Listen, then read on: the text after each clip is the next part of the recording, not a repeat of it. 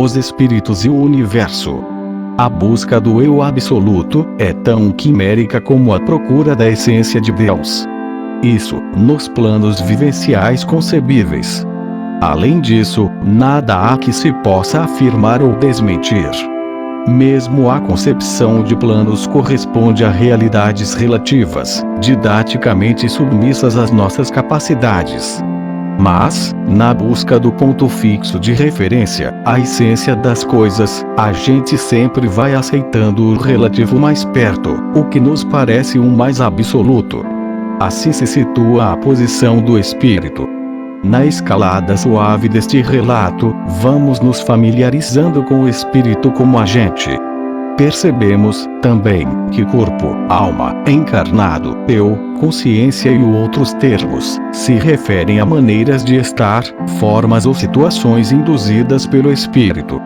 O homem, o ser humano, ou apenas, o ser, são simples formas, maneiras operacionais ou de manifestação dos espíritos. Citamos assim no plural para que se perceba, com clareza, a existência do espírito como algo individualizado, e não no seu conceito abstrato, como o espírito das coisas, etc. Com esse conceito, vamos, então, compreendendo que os espíritos têm a versatilidade de percorrer o universo, viver, existir, agir, construir, criar, destruir ou modificar. Também percebemos sua capacidade multiforme e simultânea de se apresentar em planos e lugares diferentes. Vimos, na figura de Stuart Tiãozinho, um exemplo dessa capacidade. Como Stuart, ele é um cidadão de capela, cumpre funções técnicas num dos seus mundos, e deve, provavelmente, ser muito ocupado. Como Tiãozinho, ele atende na qualidade de guia espiritual do Vale do Amanhecer. Como Tiãozinho, ele é muito solicitado. Às vezes, ele está incorporado em algum médium do Templo do Amanhecer, e a gente percebe que ele faz ligeira pausa na comunicação. Certa vez perguntei o porquê disso, e ele disse que estava atendendo a algum pedido feito naquele momento, a alguém que estava muito aflito e que o invocava. Explicou, então, que fazia esse tipo de atendimento no prazo de alguns poucos segundos. Como Stuart, sabemos pouco de suas funções. Estamos informados apenas que a engenharia sideral se prende a problemas de cálculos astronômicos e atividades relativas aos seus aspectos físicos. Isso nos faz imaginar se ele não tem outras personalidades além dessas. Isso que sabemos sobre ele nos diz claramente que o espírito a quem costumamos chamar Tiãozinho, cujo retrato falado está no Templo do Amanhecer, atende e vive todas essas figuras que acabamos de descrever. Aparentemente, tudo isso acontece simultaneamente. Esse fato, porém, deve ser entendido em seu aspecto relativo de tempo, cuja conceituação é a mais complicada possível para nossa mente física. O fato mais fundamental é que se trata do mesmo espírito. Neva, ao conhecer pela primeira vez o cidadão capelino Stuart, um ser físico, momentaneamente em estado etérico, reconheceu logo Tiãozinho, o espírito amigo, o mato-grossense alegre de nossas sessões familiares. Essa capacidade de ser várias coisas simultaneamente é uma das propriedades dos espíritos. Estamos vendo que o fato existe, tanto pelas ações da clarividente Neva, como pelos atos de espíritos como Tiãozinho. A ideia é comunicar justamente isso, a multiplicidade dos espíritos, pois se trata de um patrimônio comum a todos os espíritos. Sem a absorção dessa realidade, se torna impossível entender outros fatos de nossa vida e de nosso universo. Mas, com a consciência desse fato, nossa capacidade de encarnado se amplia, se dimensiona, e teremos assim, mais recursos para entender as coisas que acontecem e irão acontecer neste período de transição para o terceiro milênio. Para nós, pelo menos provisoriamente, é o espírito, e não o homem, que ocupa o centro de nosso universo.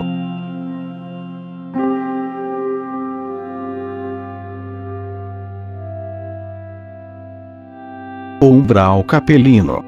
Embora rápido, o aprendizado de Neiva em relação à capela foi árduo. Na verdade, essa foi mais uma iniciação, e ela, depressa, compreendeu as implicações disso. Habituada como era a comentar as lições de seus mestres com as pessoas que a procuravam, ela fez o mesmo com relação aos capelinos. Um dia, porém, logo após uma conversa que tivera sobre este assunto, ela sentiu incômodos físicos diferentes dos causados habitualmente pela sua moléstia. Sentia enorme pressão na nuca e os olhos pesados, sonolentos. Procurou a causa daquilo em sua clarividência, e viu que tinha relação com os capelinos. Percebeu então que ela estava sendo irradiada por eles, e que havia algo errado no seu comportamento em relação a eles. Os distúrbios aumentaram, a ponto de lhe tirarem a proverbial paciência com as pessoas. Sentindo, pois, que as experiências estavam interferindo com sua missão na Terra, decidiu esclarecer o assunto com eles. Dirigiu-se, então, para o local habitual de contato, e escolheu um ponto na parte mais alta do morro.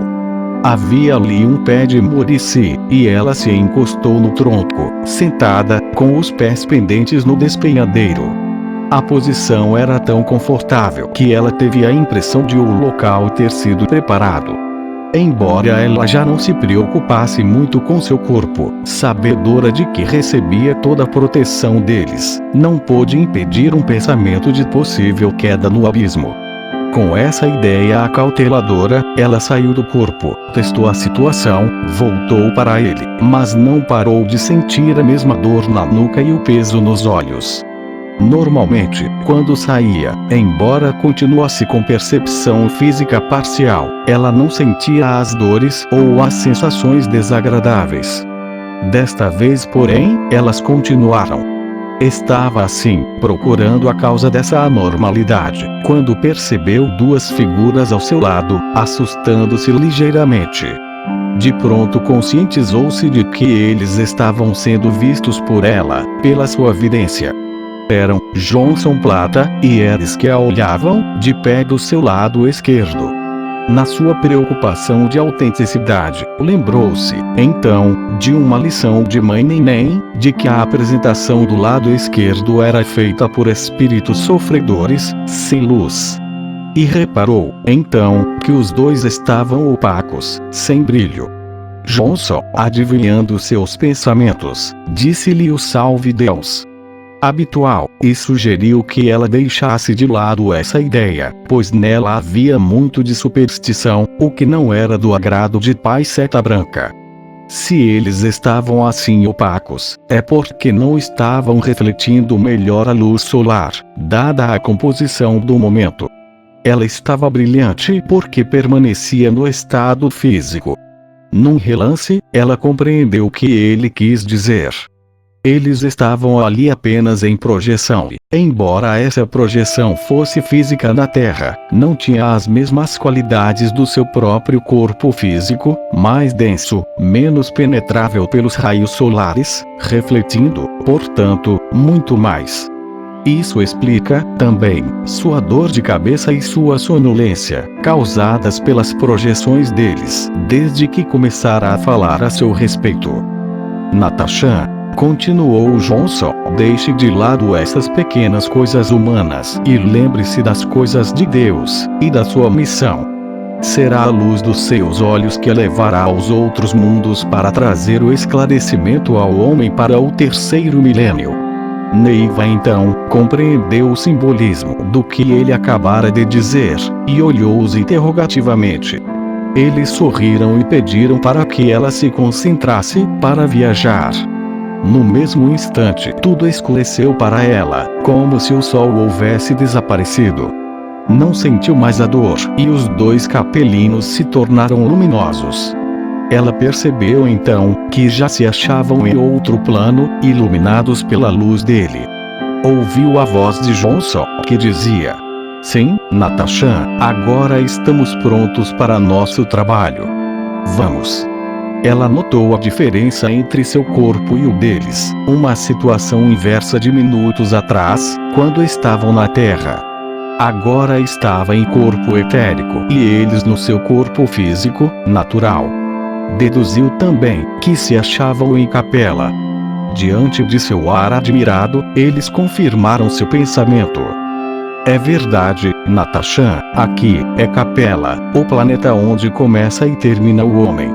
A palavra homem soou com estranheza nos seus ouvidos e ela perguntou se a mesma era usada em todos os planos.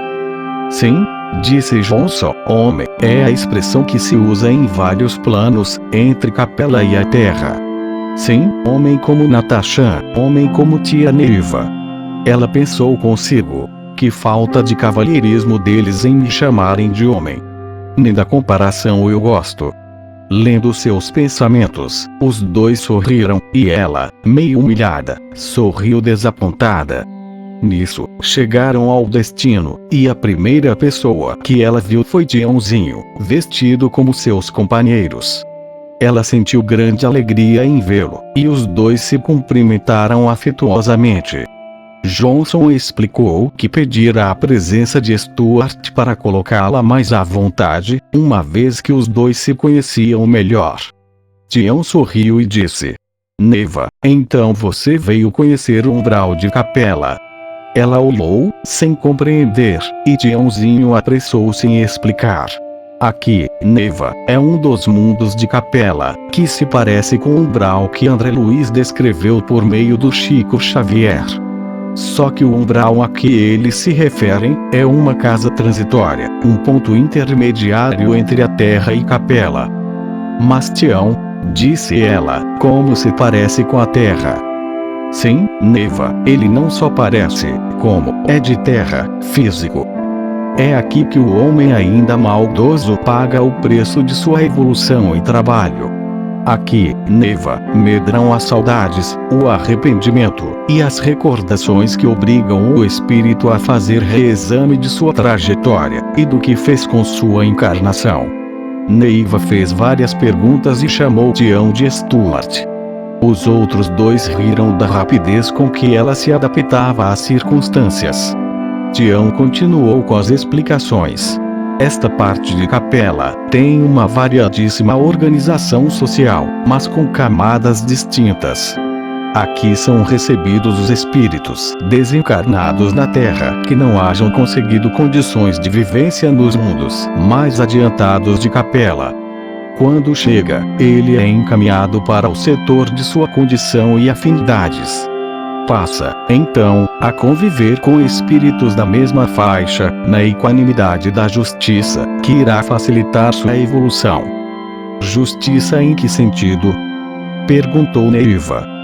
No sentido mais lógico que os encarnados podem ter da justiça divina, respondeu Tião.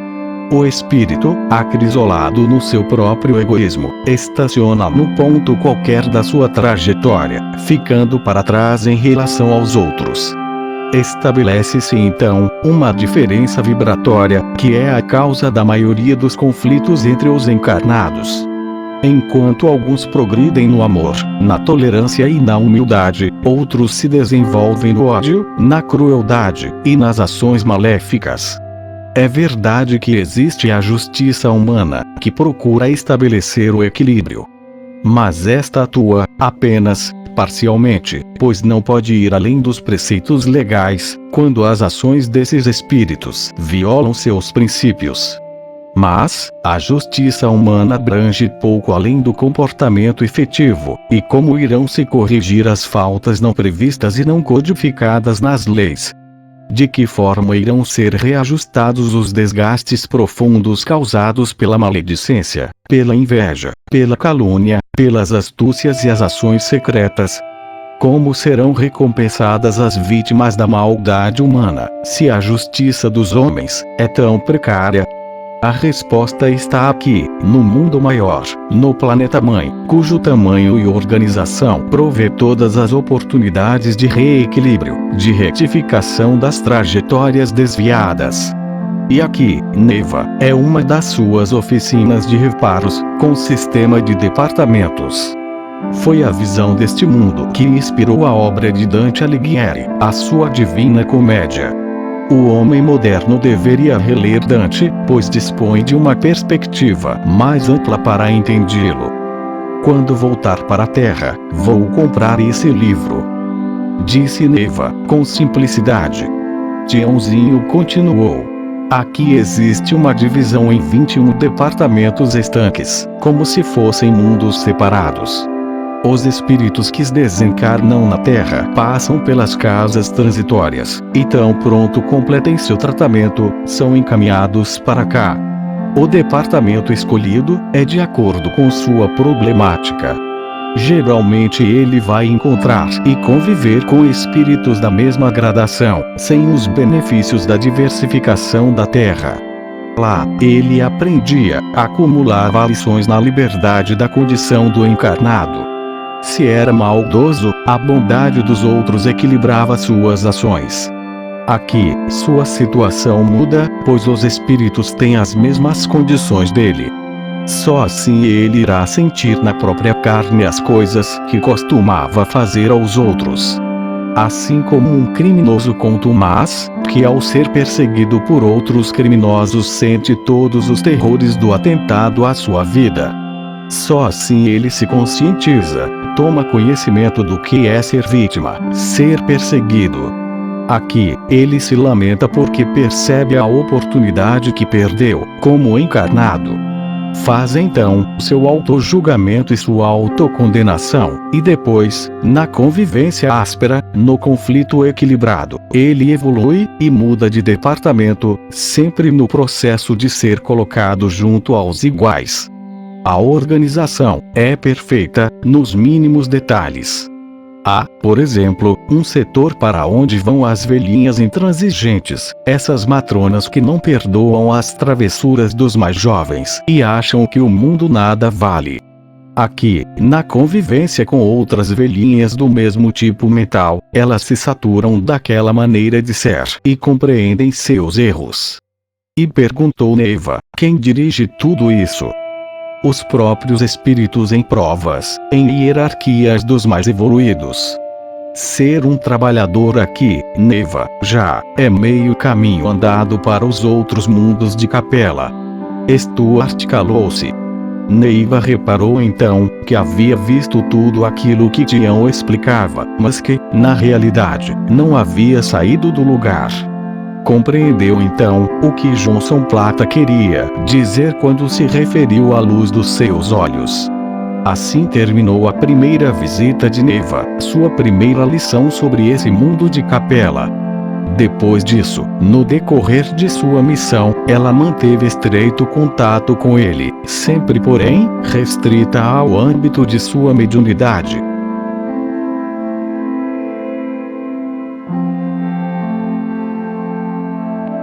As riquezas da terra. Terminada a lição de Neiva sobre o umbral capelino, ela, calada, pensava na complexidade da vida espiritual e lembrou-se, com certas saudades, da terra, onde as coisas agora lhe pareciam bem mais simples.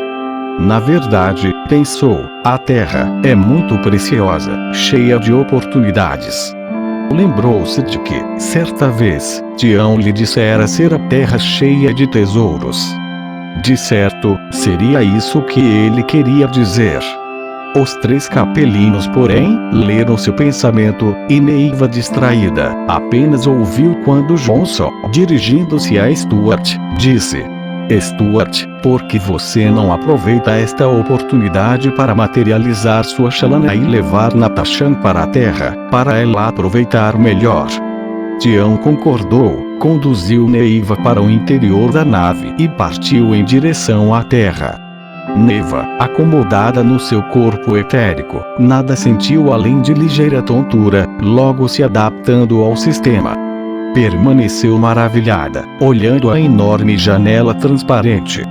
Os astros e corpos celestes não apresentavam grande diferença de sua visão habitual na superfície, a não ser pela variação de luz e sombras. Subitamente, ela viu um risco de fogo que cruzava o céu, e pressentiu ser algo diferente. Parecia um foguete, e ela chamou a atenção de Tião. Veja! Exclamou, olhe, Tião, um foguete da Terra. Tião se aproximou da janela e respondeu. Sim, Neva, é um foguete da Terra que se dirige para a Lua. E ele chegará até lá. Sim, disse ele, pensativo, o foguete chegará até lá, mas seu piloto vai morrer. Morrer, Tião? Meu Deus! E o espírito dele? Seu espírito, Neva, seguirá seu destino, de acordo com seus merecimentos. Não se preocupe. Esse astronauta tem muitos méritos e receberá suas recompensas de acordo com eles. Esse fato tem acontecido mais do que vocês na Terra supõem. A conquista do espaço pelos seres físicos tem custado uma fortuna de sacrifícios e dispêndios materiais. Mas isso não é novo na história da Terra. Foi assim que o povo de Equitumã se perdeu. O homem, cego pelo orgulho, julga que seus conhecimentos científicos lhe darão poderes divinos. Com isso, se lança a essas conquistas insanas e perde de vista os tesouros que o cercam na Terra. Infelizmente, pela ciência material o homem fará muito pouco. Ele se esquece de que Deus tem seus desígnios e que sua missão é a de se ajustar a esses planos divinos, e cada homem executar sua parcela deles. Aliás, Neva, essa é a atitude fundamental que distingue os seres humanos entre si. Alguns procuram fazer a vontade de Deus, serem apenas executores de seus planos. Outros apenas se preocupam com seus próprios planos, sua própria vontade. Os que reconhecem sua condição precária de partículas diferenciadas de Deus e a serviço de sua vontade, esses são os médiuns, os intermediários entre Deus e o universo. Para eles, Deus é inconcebível, e eles o veem apenas na parcela da missão que executam, no que lhes é próximo. Esses são os puros de coração, os simples. Para esses, Deus existe realmente, embora poucos saibam sobre ele. Os outros, os que pretendem executar tarefas de si mesmos, reduzem Deus às proporções de suas mentes, e identificam-no consigo mesmos. Esse é o Deus feito à imagem e semelhança do homem, é o Deus dos laboratórios, da hipertrofia do ego humano. Veja por você mesma, Neva, como se fala tanto na grandiosidade do homem, nas suas conquistas científicas e no futuro grandioso da espécie humana. E entretanto, como essa realidade é diferente, como existem mazelas, injustiças sociais, guerras cruéis e como está vazia a alma humana. E pensar, Neva, que o homem tem tudo em si, e em torno de si, no seu universo próprio, para a realização dos planos divinos. Vamos continuar, Neva, e daqui a pouco vou lhe mostrar alguns pontos da Terra onde estão enterrados grandes tesouros da herança humana. A Chalana, invisível, saiu da influência de Capela e penetrou no etéreo da Terra, materializando-se na proporção em que se aproximava da superfície. Neva, indiferente aos processos, tinha olhos apenas para a paisagem da Terra, iluminada pelo Sol. Tião, naturalmente acostumado com o ângulo de visão que aquela altura proporcionava, ia identificando os pontos por onde passavam. Apontou para uma longa fita prateada que cortava uma superfície amarelada e informou a ser o rio Nilo. A paisagem pareceu familiar a Neva, e ela sentiu inexplicável aperto no coração. Sentiu que recordações nítidas lhe subiam à memória, e sua angústia aumentou. Sim, ali ela vivera e fora uma rainha. Ali fora importante e realizara grandes coisas. Como sua situação agora era diferente. No Egito, fora poderosa, senhora de exércitos. E agora? Lembrou-se da UESB e da sua missão. Sim, agora ela era uma simples missionária do Cristo. A Chalana diminuiu a velocidade e Tião explicou por que estavam se demorando sobre aquele pedaço da terra. Neva, disse ele, observe aquelas pirâmides. No seu interior estão encerrados preciosos ensinamentos, cuja revelação poderia modificar toda a trajetória humana. Elas ocultam tesouros da sabedoria cósmica, representados por documentos, máquinas e provas vivas desse conhecimento. Além deste, existem mais 3 pontos da Terra em que essa herança está guardada. Uma situa-se entre as ruínas do Império Incaico, o outro está no Brasil Central, e o quarto num ponto que ainda não pode ser revelado. Esses segredos virão à tona, mas creio que tarde demais para serem aproveitados pela humanidade atual. Mas, Tião, por que isso? Se, como você está dizendo, os homens poderiam modificar o destino da humanidade com os ensinamentos desses tesouros, com o que está encerrado nesses monumentos e ruínas, por que não são guiados a descobri-los? Muitos o foram, Neva, muitos. Alguns acharam parte dessas verdades e a revelaram. Não foram, porém, acreditados. Outros tiveram que guardar os segredos para si. Esses não tiveram autorização para dar aos homens mais poderes, devido às condições espirituais em que se mantinham. Esses tesouros, Neva, estão ocultos no interior desses monumentos, como o tesouro de Deus está oculto no coração dos homens. Eles não estão sendo descobertos, porque o fiel da balança pendeu para o outro lado, para a extroversão do ego, para a conquista do mundo sensorial. Em vez de mergulhar no fundo do seu próprio mundo interior, do seu Cristo interno, o homem preferiu a conquista, aparentemente mais fácil, do mundo exterior de si mesmo. Foi isso que levou a humanidade a essa situação paradoxal. O homem utiliza seus sentidos, sua capacidade física e seus poderes sobre a matéria para a conquista do cosmo, que é de outra natureza, mais sutil, mais vibrátil, e com isso, se condena por antecipação. Sem dúvida alguma, muitos dos artefatos humanos atingem o alvo e transmitem informações. Mas elas são reduzidas pela própria limitação concepcional e passam a ser válidas apenas na Terra. Isso é que forma a ilusão cósmica humana. A própria palavra cosmos significa uma concepção ilusória do universo. Veja no caso da Lua, Neva.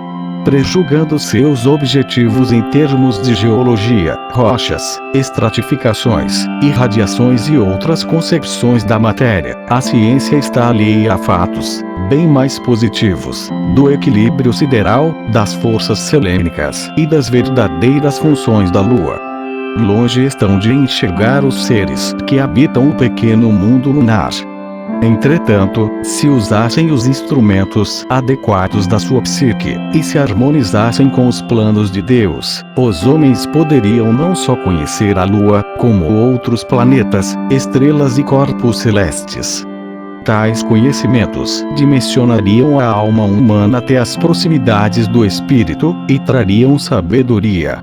Se assim o fizessem, os homens poderiam não só conhecer, como colocar as coisas no seu devido lugar, no plano adequado. Saberiam então o que é útil para sua missão na Terra e o que não lhes competia interferir. Neva, minha irmã, a Lua tem importantes funções, muito mais importantes do que os homens julgam. E, em relação à Terra, essas funções estão em pleno funcionamento, e isso está completamente fora dos poderes do homem, como espírito encarnado. Por isso, Neva, a decantada conquista da Lua não passa de um gesto de temeridade, resultante da hipertrofia do pequeno ego humano. Se o homem empregasse apenas parte desses esforços na descoberta e interpretação dos enigmas das ruínas incaicas ou egípcias, ele estaria muito mais aparelhado para levar a atual civilização a bom termo. Na Lua, Neva, existem seres lunares, espíritos ocupando corpos de acordo com as condições da Lua, cuja função principal é controlar as gigantescas usinas de seu interior. São seres de tal natureza que sua simples proximidade causará a desintegração de um ser humano. Você nem pode imaginar, Neva, o trabalho que tem havido para que esses astronautas sobrevivam e retornem à Terra. Mas, Tião, por que isso? Não seria melhor que isso acontecesse e os homens desistissem dessa tolice? Não, Neva, não seria melhor. Se houvesse mais desastres do que tem havido e encobertados, haveria pânico na Terra, e as coisas se precipitariam. Se as coisas têm acontecido nessas pesquisas, os desastres ocultos pelos poderes públicos fossem noticiados ou vistos pela humanidade, haveria temores prematuros que iriam modificar a psique humana antes do tempo. Não esqueça, Neva, que a Terra ainda está incluída no ciclo de Jesus, e os estímulos para a conscientização de cada homem ainda são aqueles preconizados por ele. Logo mais, essa oportunidade terá passado e o homem ficará à mercê das forças que os desencadeou. A semeadura foi livre, a colheita será obrigatória. Mas, por algum tempo ainda, o homem está protegido pela lei do perdão, do amor e da redenção. É importante que o homem perceba, por si mesmo, as coisas.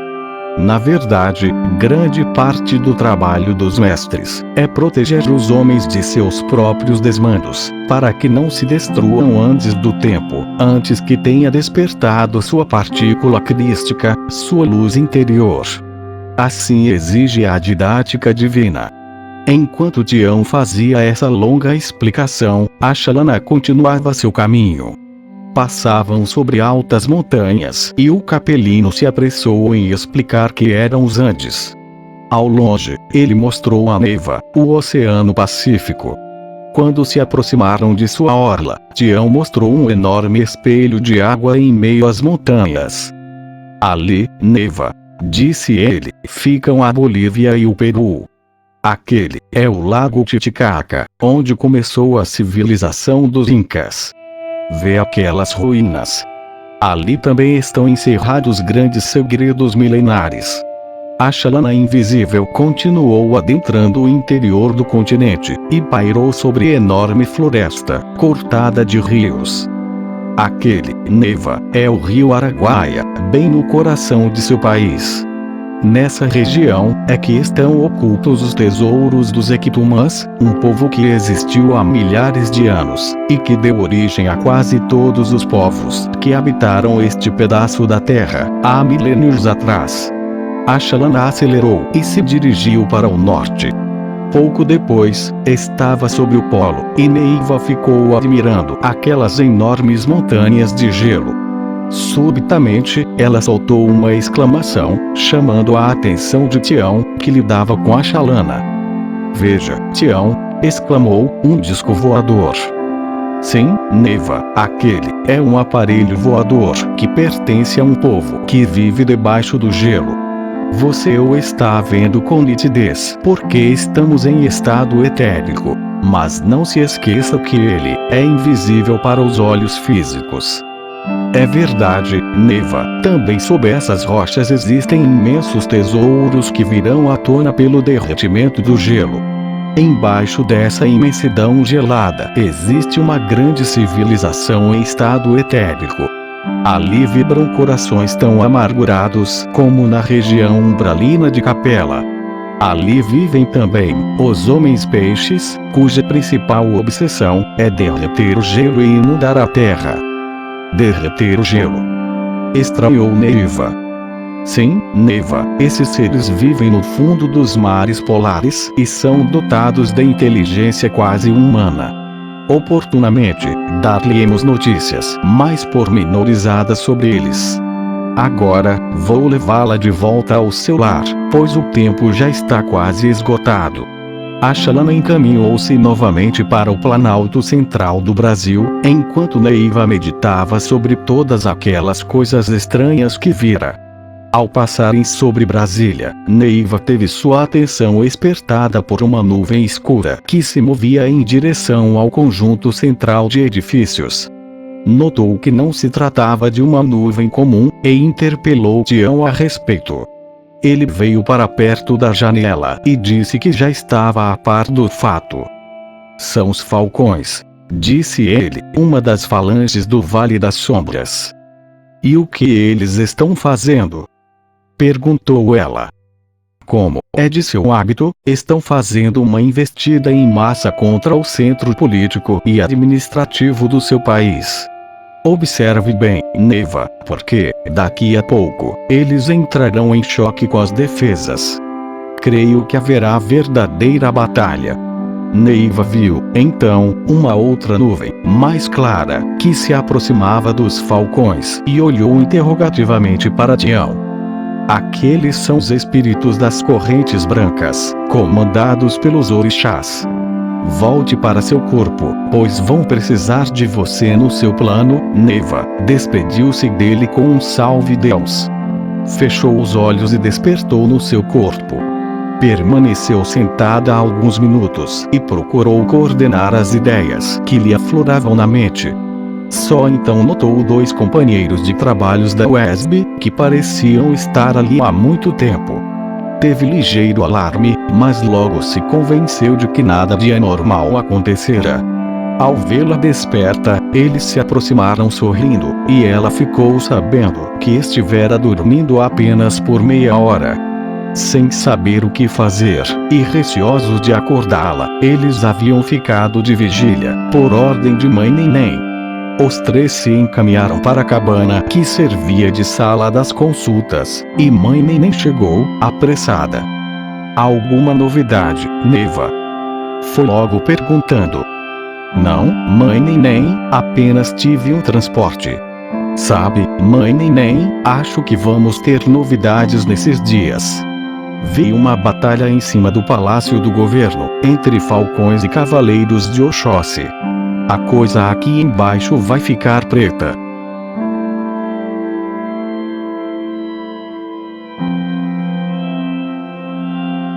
O velho Lino. Ninguém sabia seu nome completo até o dia em que foi necessário verificar seus papéis para seu enterro. Conheciam-no apenas como o velho Lino. Ele chegara ao UESB por seus próprios meios, mas tão doente que foi logo encaminhado para um modesto hospital. O diagnóstico foi de cirrose hepática, sem possibilidade de recuperação. Assim mesmo, durou alguns meses, e durante todo esse tempo, Neiva cuidou dele com carinho e afeição. Na sua clarividência, ela ia vendo seus quadros e os relatava a ele. Seu corpo era todo inchado pela perniciosa moléstia e sua pele tinha um tom esverdeado, que causava repugnância. Isso tudo era agravado pela sua boca desdentada. Mas o velho Lino quase não se queixava. Dia a dia, ele ia morrendo com a tranquilidade dos que se acham em casa. Entre ele e Neiva havia amizade e respeito. Os dois tinham longas palestras, que ninguém entendia. Alguns meses depois de sua morte, Neiva sentiu saudades dele. Só então se dera conta da sua solidão, em meio à multidão que viva. Afinal, o velho Lino tinha sido um bom companheiro, na visão dos caminhos que conhecia um pouco. Lembrou-se, então, de seus transportes, e pensou que, talvez, tivesse oportunidade de saber notícias dele. Com essa ideia em mente, encaminhou-se para sua plataforma de contato, e lá sentou-se à espera. Sua concentração foi tão natural e imperceptível que até se assustou um pouco quando ouviu a voz familiar de Johnson Plata a lhe dizer: "Salve Deus!" Eris estava com ele. Já fora do corpo, ela respondeu, e Johnson foi logo dizendo: "Vamos, Natasha, vamos que está na hora de encontrar o velho Lino." Ela ficou meio encabulada, talvez devido à maneira de como que eles conheciam seus pensamentos, e sentiu certa relutância em aceitar o convite. Ao ouvir o nome do velho Lino ser mencionado por Johnson, com seu ar nobre e saudável, perdeu parte do seu entusiasmo. Na sua mente passaram quadros dos últimos dias de sua vida e do cadáver inchado daquele velho de 70 anos. Mas, imediatamente, sentiu vergonha de seus pensamentos, e seguiu, sem mais comentários. A chalana pousou suavemente numa espécie de plataforma iluminada. Saíram da nave e se encaminharam por um longo corredor, que terminou no parque iluminado pelo luar. No meio do terreno, tapetado de uma erva que reverberava a luz da lua, e pontilhado de árvores simétricas, erguia-se enorme edifício, que se alongava para os fundos do parque. Ela ficou olhando aquelas árvores, que sempre lhe chamavam a atenção pela simetria.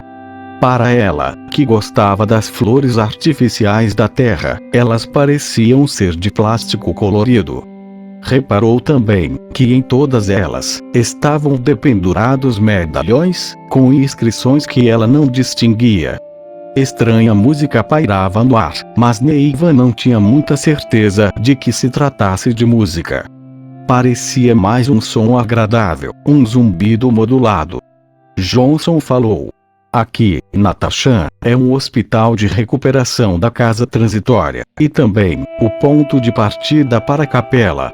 Apontou no lado para o qual Neiva ainda não olhara, e ela viu várias naves de grande porte, que se pareciam muito com os zeppelins, dirigíveis, da Terra, só que tinham enormes janelas, cuja luz amarelada se destacava na luz branca do luar.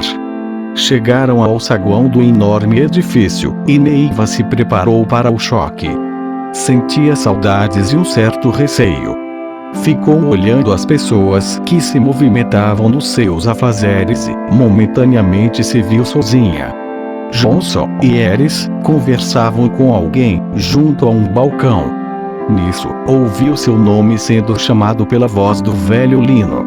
Levantou os olhos, receosa, e viu, diante de si, um homem que aparentava uns 40 anos, cujo sorriso amplo revelava dentes alvos e perfeitos.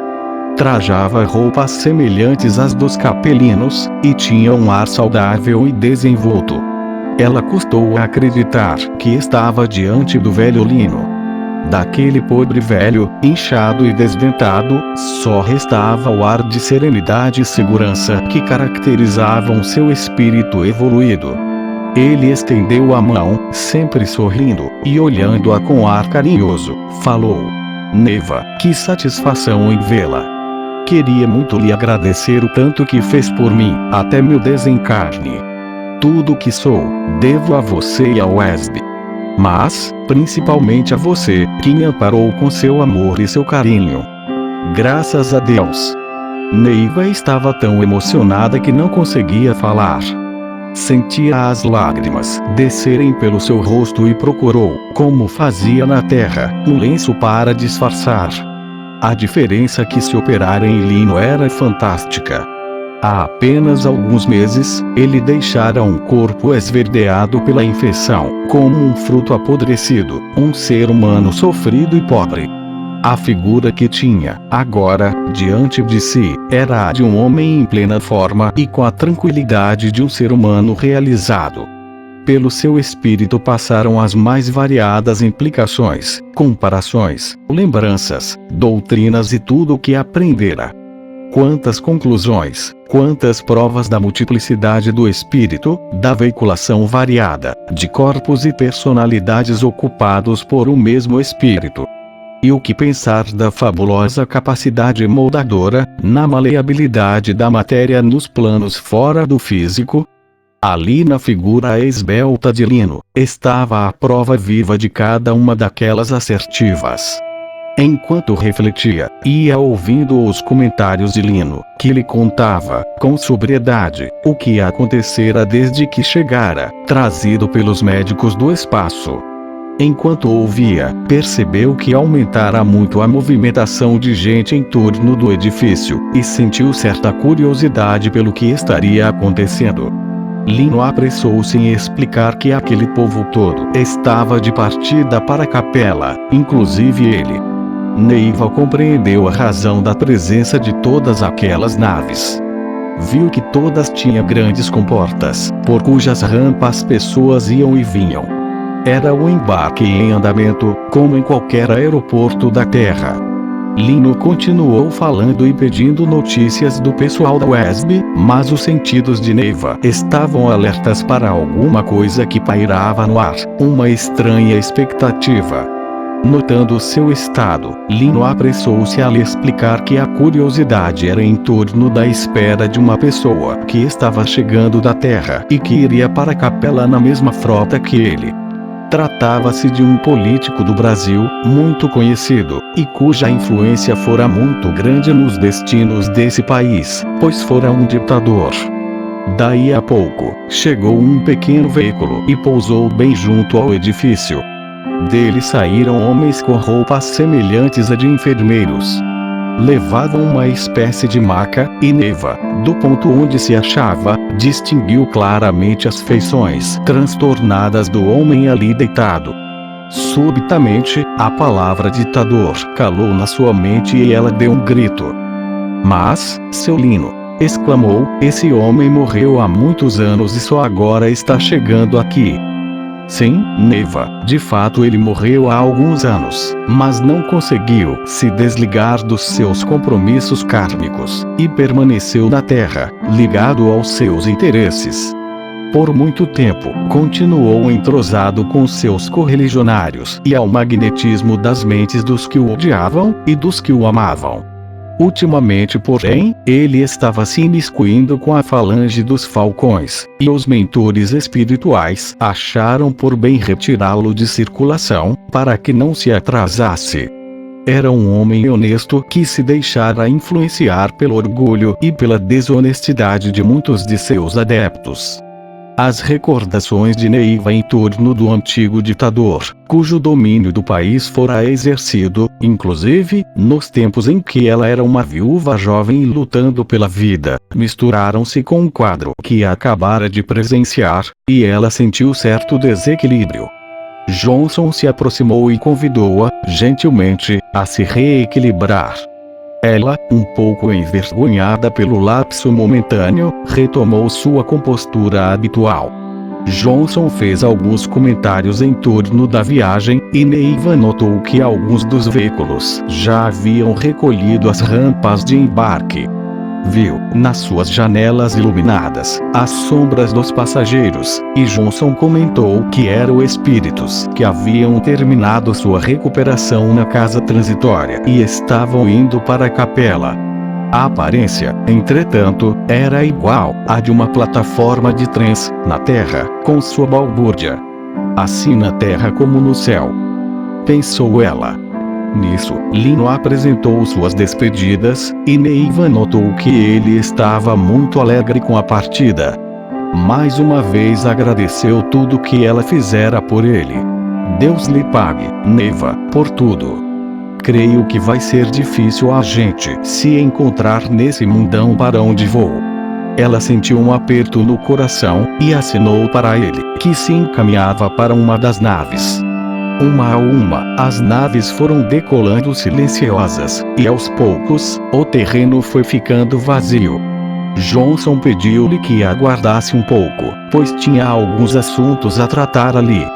Neiva ficou pensando naquilo tudo, olhando a movimentação, agora bem menor. Mas, a tranquilidade não durou muito. Outras naves, semelhantes às que haviam partido, foram chegando.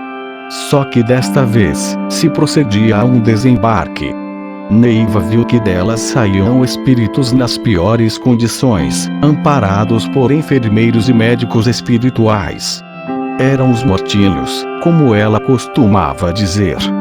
Tomada de piedade, exclamou: "Pobrezinhos." "Pobrezinhos, por quê?" perguntou Johnson Plata, se aproximando. "Essa leva de espíritos que está chegando resulta de um desencarne coletivo que acaba de se fazer na Terra.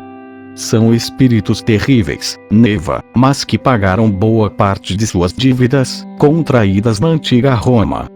Todos eles foram colaboradores em torturas e queima de pessoas daquele tempo. Agora, acabam de desencarnar no incêndio de um circo, no Brasil. Na verdade, só agora é que vão, realmente, se recuperar totalmente dos karmas contraídos naquele tempo em Roma." Ainda há muitos deles na Terra, mas, até 1984, todos estarão neste plano. Johnson continuou dando explicações, enquanto olhavam o desembarque. Neva, sorrindo, pediu-lhe que agora tivesse cuidado com tanta informação, pois sua cabeça era muito pequena. Ele também sorriu, e disse-lhe que ela teria que absorver muitos fatos para o exercício de sua missão na Terra. Entre elas, Natasha, você irá agora receber as iniciações de um mestre do Tibete, que Seta Branca conseguiu. Você irá aprender a alta magia no próprio Tibete. Neiva recebeu a informação e indagou de Johnson como é que ela, uma missionária, iria trabalhar com um mortinho.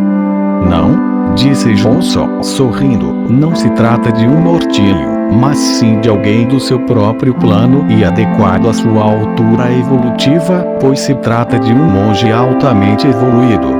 Mas, por que essa sua intransigência com os que você chama de mortinhos? Não será isso influência do catolicismo, que proíbe a invocação dos mortos?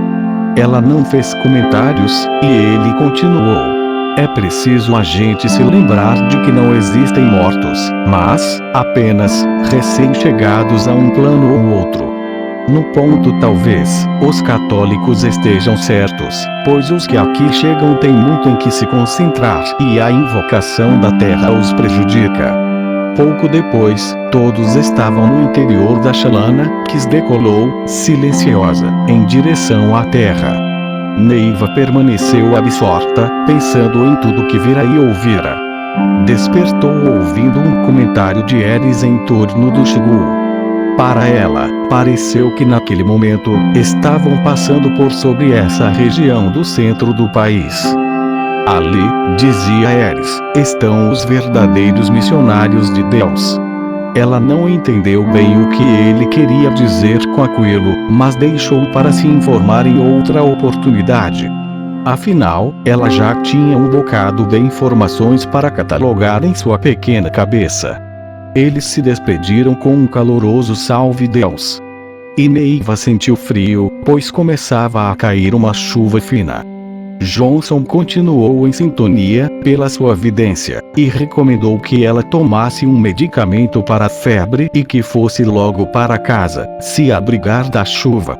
Ouvindo isso, ela disse meio agastada: "Por que, agora, essa preocupação?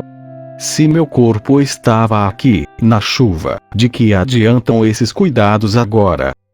"Não, Natasha," respondeu Johnson, "enquanto seu espírito estava conosco, seu corpo estava protegido pelos nossos médicos e não corria perigo algum. Pode estar certa disso. Agora, porém, você está entregue às leis do mundo físico e de sua faixa kármica. Vá se cuidar." E sempre sorrindo, desapareceu do campo de sua vidência.